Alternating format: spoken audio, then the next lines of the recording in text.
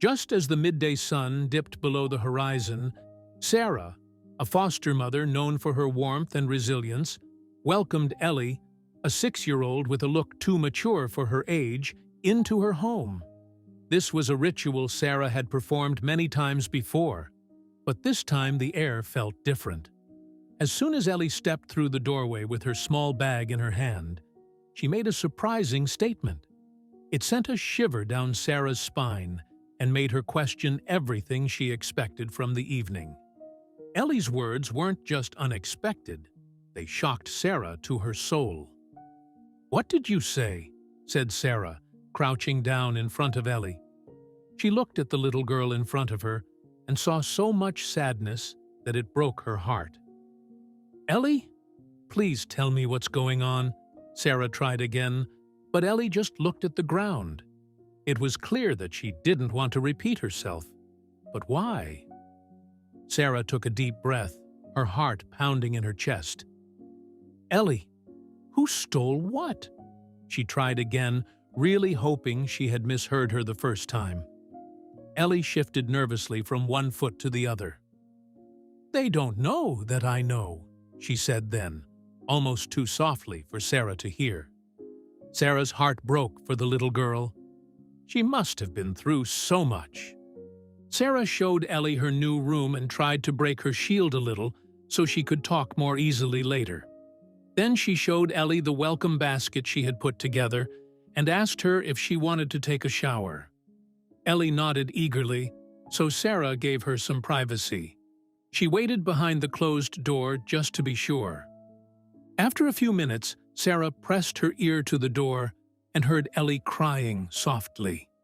Sarah wanted to burst through the door for comfort and a shoulder to cry on, but she held back because she knew from experience that sometimes it was better to cry alone. It wasn't until she heard the shower turn off and a rumbling in the towel drawer that she opened the door. She looked into Ellie's eyes and saw that they were red from crying. She couldn't resist asking, "Did you cry, sweet girl?" Ellie's eyes immediately filled with tears again, and she jumped over to Sarah with her arms outstretched. They hugged each other tightly, the girl sobbing on Sarah's neck. "I'm here if you want to talk," Sarah offered. Sarah knew what it felt like to have to bounce from foster home to foster home, so she vowed that she would always be a stable place for foster children. At the time, Ellie was the only foster child in her care, so she was able to focus all her time and energy on her, which she desperately needed. After the hug, Sarah felt closer to Ellie, and she hoped Ellie felt the same. She told Ellie that she could watch any movie she wanted and that she would make popcorn for the two of them. Ellie's face lit up as she excitedly said she wanted to see the new Barbie movie. Sarah smiled and said she would take care of it.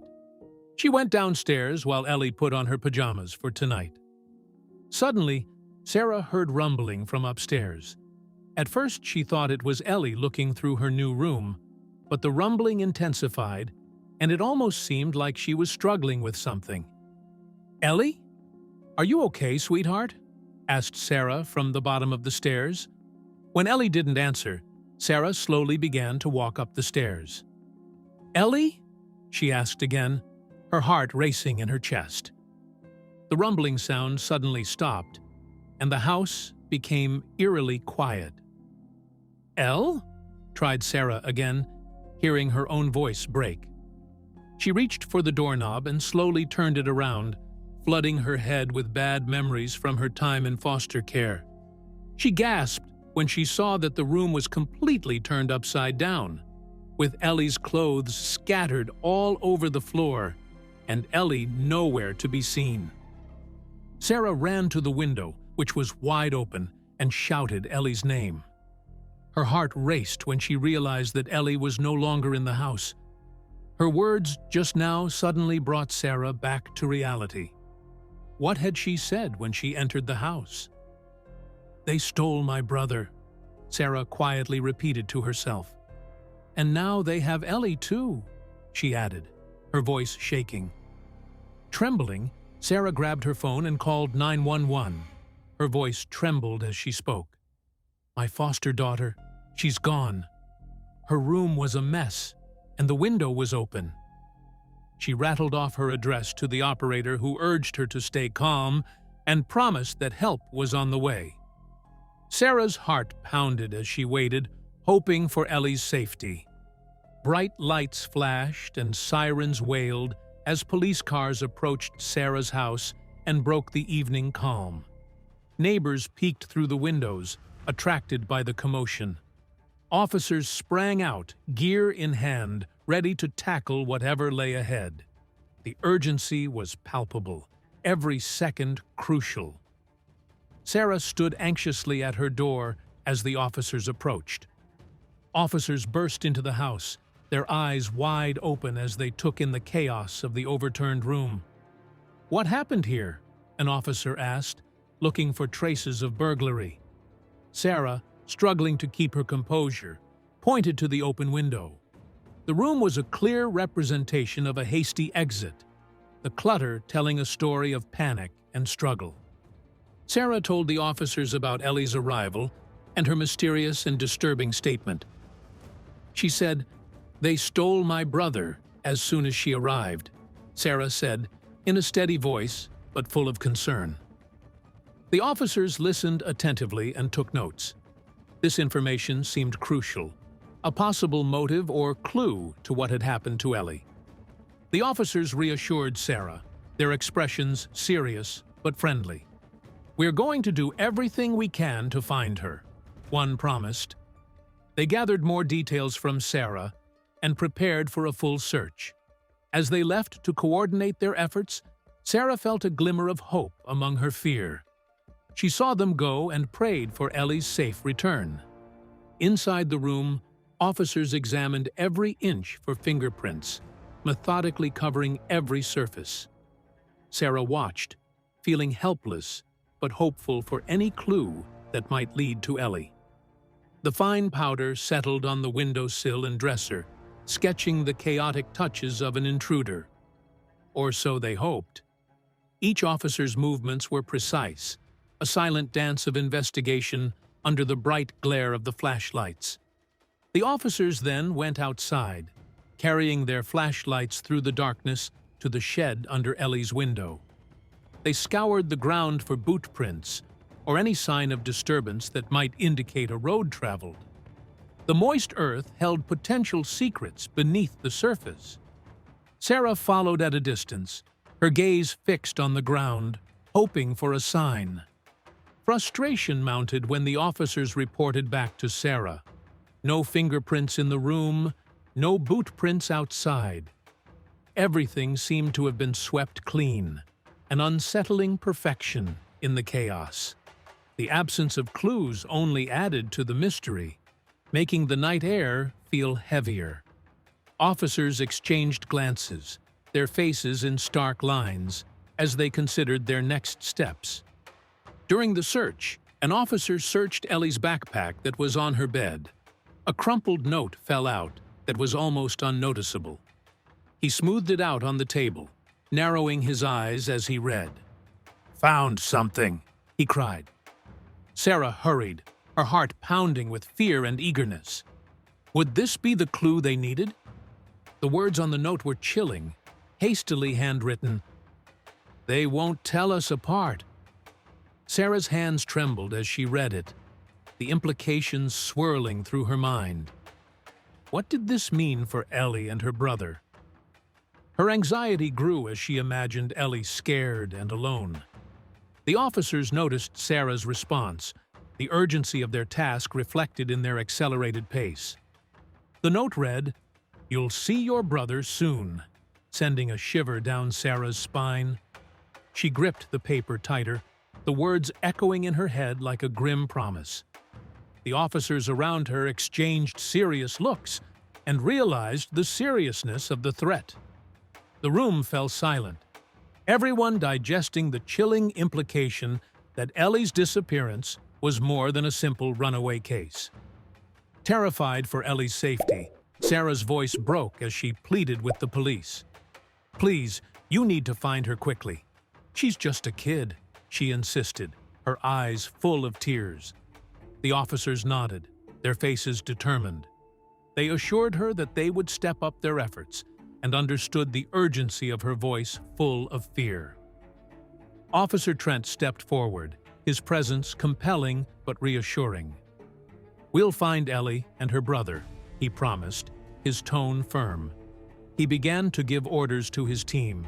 His determination was evident. Sarah looked at him, a glimmer of hope rising within her despite the overwhelming fear. Trent's self-confidence brought a small comfort to the tense atmosphere. Trent began his research at the roots, how Ellie ended up in foster care.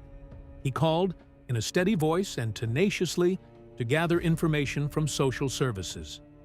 His office was a hive of activity, papers rolling and phones ringing as he charted Ellie's history. This background check was crucial to understanding any connections or threats related to her past. The urgency of the situation prompted the officers to take swift action. They coordinated search teams, studied images from the area, and contacted local authorities for any recent sightings. The police station was abuzz with activity, each officer driven by a common goal of getting Ellie and her brother to safety. Their rapid movements were a dance of precision and urgency, leaving no stone unturned. Officer Trent went to Ellie's file and scrolled through the details on his computer. According to the official documents, she was an only child. He frowned in surprise. This contradicted Ellie's own statement that she had a brother. Trent made a mental note of this contradiction, aware that finding her could be a crucial piece of the puzzle. The difference between Ellie's claim that she had a brother and the claim in her file that she was an only child surprised Trent. He leaned back in his chair, stared at the screen, and wondered what could explain this inconsistency.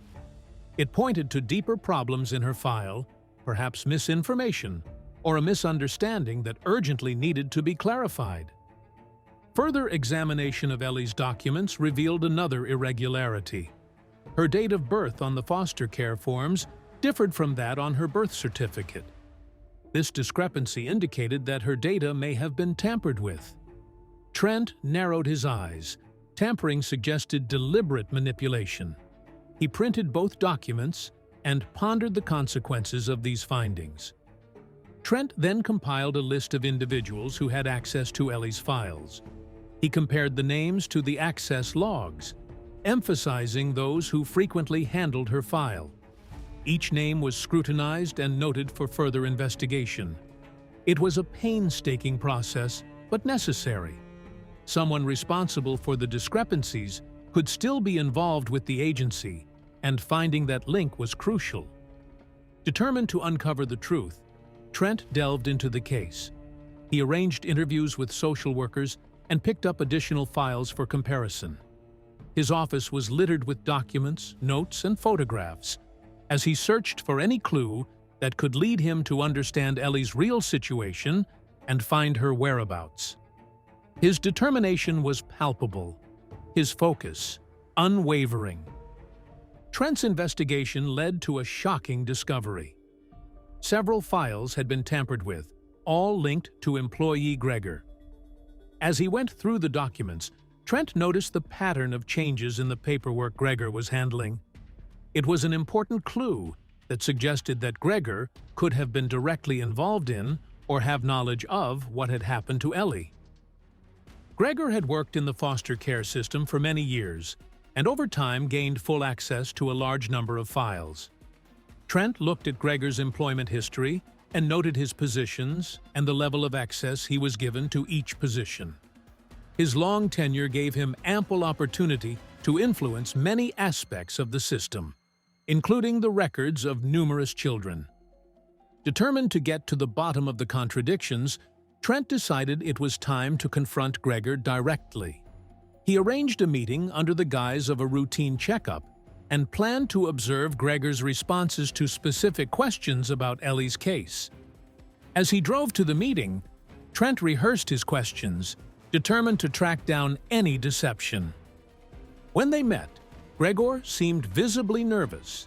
He shuffled papers and avoided eye contact with Trent, his replies delayed and often mumbling. Trent noticed these signs of fear and continued with his questions, trying to gauge Gregor's honesty.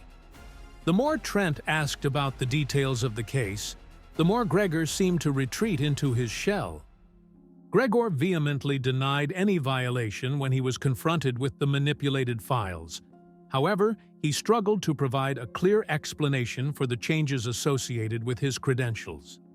His denials were inconclusive, and his inability to explain the discrepancies only made Trent more suspicious. Every excuse seemed to dig a deeper hole for Gregor, while Trent's doubts grew. After leaving Gregor's office, Trent's suspicions had only increased. Gregor's nervous behavior and evasive answers left a disturbing impression. As he drove away, Trent's thoughts raced about the possibilities. Gregor's involvement now seemed more likely, and Trent was determined to uncover the whole truth. His next step was clear: to dig deeper into Gregor's past and connections. Trent returned to his office and began to unravel Gregor's background. He sifted through employment records, personal relationships, and past legal issues. Any file opened could potentially lead to a connection or motive that explained Gregor's actions. Trent was methodical and knew that even a small detail could be the key to unraveling the mystery. During his search, Trent stumbled upon a surprising detail. Gregor had a relative who was also involved in the foster system, his great-great-uncle Harold. This connection piqued Trent's interest. He took note of it and decided to investigate further, wondering if the family history and foster care could be relevant to the case. Further investigation revealed that Harold, Gregor's enchantment, had once been a figure in the foster system, but had been declared unfit for unspecified reasons. This historical blemish was intriguing. Trent reflected on the reasons behind Harold's dismissal and whether they could shed light on Gregor's current behavior and decisions. This piece of the puzzle seemed to become more and more important. The connection between Gregor and his great-great-uncle Harold raised more questions than answers. Trent's suspicion that the family history might influence Gregor's actions grew stronger. He compiled his findings, ready to delve deeper into why Harold had been declared unfit and how this could be related to Gregor's handling of Ellie's case. Trent's investigation into Gregor's activities confirmed the connection to his great-great-uncle Harold, which considerably strengthened his suspicions. It seemed that Harold could use Gregor's access to manipulate data. The connections between past and present problems in the foster system seemed too coincidental. Trent pondered this connection, determined to understand Harold's possible motives for such actions. Trent developed a theory that Harold might have abused Gregor's system access to manipulate data and potentially orchestrate the abduction of children, including Ellie. But the reasons behind such actions were murky. Why would Harold do this? Trent scribbled notes, brainstormed possible motives, and prepared to delve deeper into Harold's past and his recent activities. Trent caught up with Sarah to share his findings. He explained the possible connection to Harold and presented the evidence suggesting that a deeper, familial conspiracy could influence her foster children. Sarah listened intently, her face a mix of horror and determination. She understood the potential depth of the situation and felt an overwhelming need to act. When Sarah heard about Harold's potential involvement, she felt a renewed sense of urgency. The stakes were higher, and her fear of Ellie and her missing brother grew. She paced the room, concern written on her face. Trent's revelations had spurred her on a determination to find the children and bring them home safely. Convinced that Harold was the key to unraveling the case, Trent decided it was time to track him down. He gathered all the information he had, mapped out possible locations where Harold might be, and coordinated with local authorities. Trent was hopeful that finding Harold would lead them straight to Ellie and her brother and bring them one step closer to the solution. Unable to stand idly by, Sarah began her own search for Ellie, not relying solely on the police.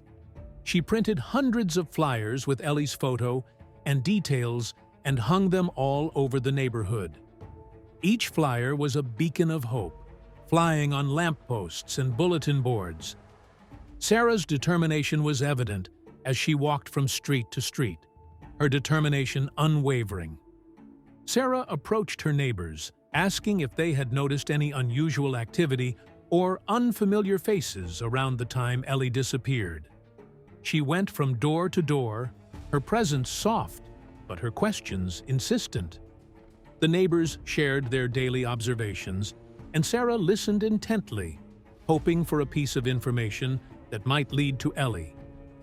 A neighbor hesitantly told me that she had recently seen an old man hanging out in the neighborhood.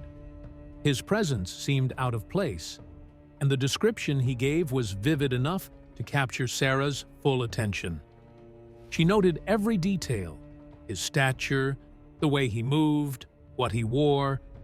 This could be an important clue, and her heart raced with a mixture of hope and fear. Sarah quickly shared the information with Trent, describing the suspicious old man the neighbor had seen. She recounted every detail she could remember of the neighbor's description, emphasizing aspects that seemed particularly unusual. Trent listened intently, his head racing as he related the information to the ongoing investigation. When Trent heard the man's description, he realized it matched what he knew about Harold. The details were too close together to be a coincidence. This realization strengthened the search. Trent's voice was determined as he caught up with his team and instructed them to focus on finding Harold. It was a pivotal moment, and every second seemed to count even more now. Trent and his team followed Harold to a dilapidated house on the outskirts of town. The building was dilapidated, the windows boarded up, and formed a somber silhouette against the evening light. The team parked their vehicles out of sight and gathered for a quick briefing to prepare for what they would find inside. The officers put on their protective gear and checked their equipment, mentally preparing for a possible confrontation. Trent informed them thoroughly and emphasized the need to find Ellie and her brother safely. Each team member understood that the stakes were high and that the mission was critical.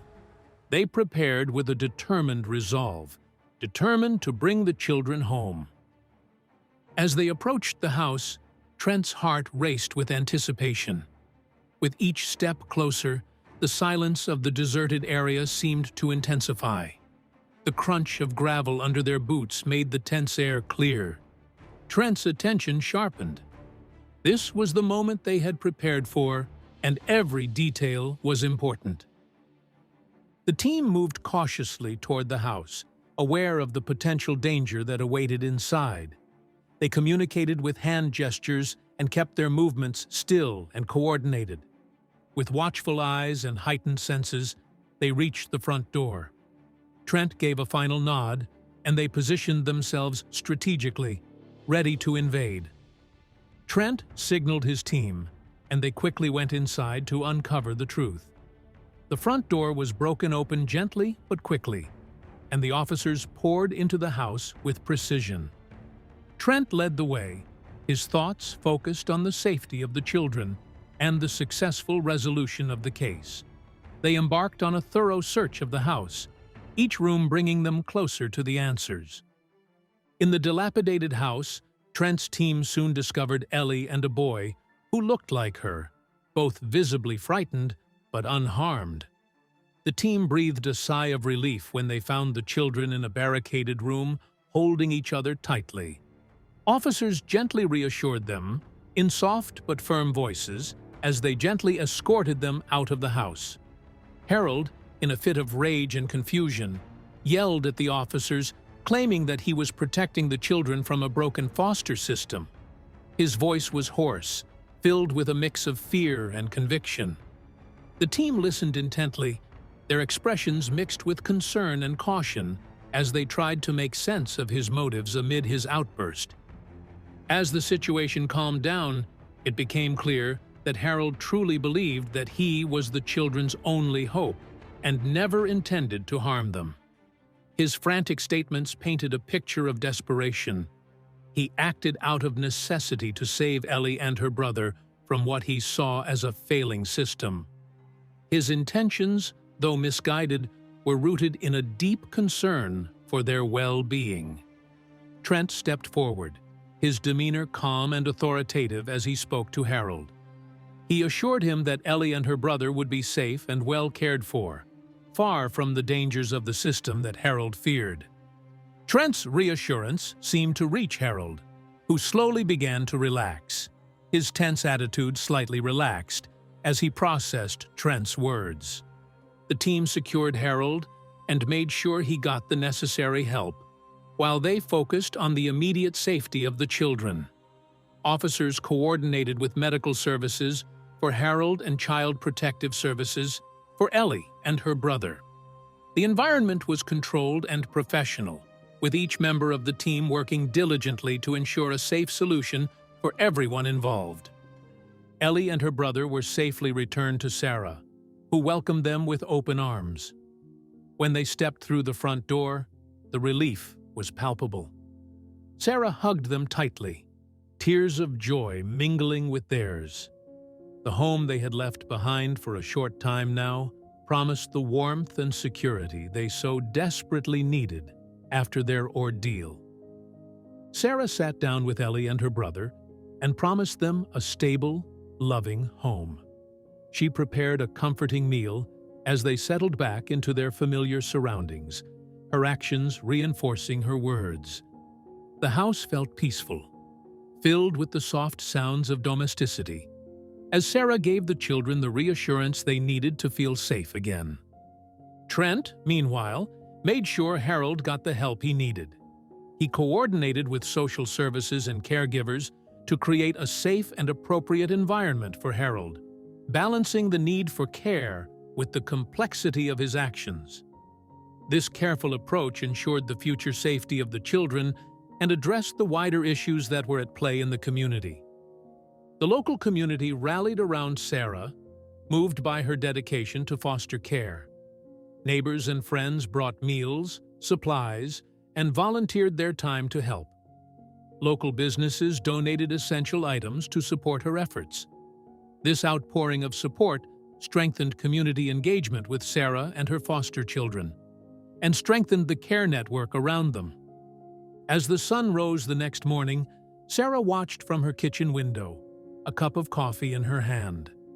The warmth of the early light seemed to reflect the renewed purpose she felt.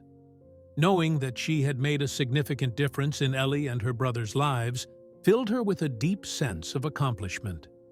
There were many challenges, but the reward of her efforts was evident in the smiling faces of her children. Sarah took the necessary steps to enroll Ellie and her brother in the local school so that they could receive a good education. She filled out forms, gathered the necessary documents, and spoke with the school counselors to explain the children's recent experiences and needs. Her thorough approach helped to make the transition smooth so that they could get off to a positive start in their new educational environment. The children slowly adjusted to their new home and found comfort and security under Sarah's care. They began exploring their rooms, adding personal touches, and claiming spaces as their own. Gradually, they began to laugh again when they played in the backyard, their ease growing every day under Sarah's attentive and nurturing presence. Sarah continued to work closely with Officer Trent and used her experiences to help other foster children. Together, they organized community meetings and workshops to educate potential foster parents and improve the system's approach to care. Their collaboration proved effective and brought about small but significant changes in the local foster care community. The investigation into the falsified data eventually led to broader reforms in the foster care system. New checks and balances were put in place to avoid similar problems. Trent and Sarah testified about their experiences, which helped shape the new policy to protect the rights and well-being of foster children and ensure a safer future for them. Sarah's home became a well-known beacon of hope for foster children in the community. Her dedication and the visible success of her efforts with Ellie and her brother encouraged more people to consider foster care. Her home wasn't just a place of stability and love. It was a model that inspired and educated others about the value and impact of providing a nurturing environment for vulnerable children.